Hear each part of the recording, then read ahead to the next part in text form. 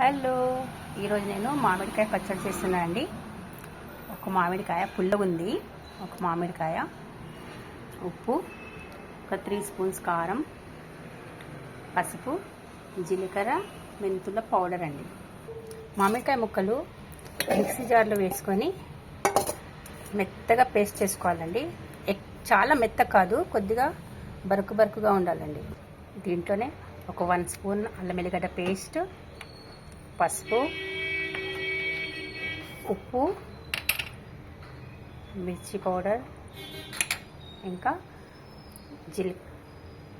ఆవాలు, మెంతి పౌడర్, ఇదంతా మంచిగా కలుపుకోవాలండి. మిక్సీ చేసుకోవాలి ఒక్కసారి. ఇదిగోండి, పచ్చడి అయిపోయింది. ఇంకా మనం దీనికి తాలింపు వేసుకుందాం. ఇప్పుడు మనం తాలింపు వేసుకుందామండి. ఒక 3 స్పూన్స్ ఆయిల్ అండి, జీలకర్ర, ఆవాలు, వెల్లుల్లిపాయలు, కచ్చపచ్చ దంచిన వెల్లుల్లిపాయలు,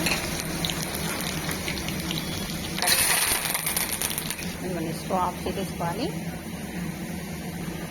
దీంట్లోనే పచ్చడి వేసుకోవాలి.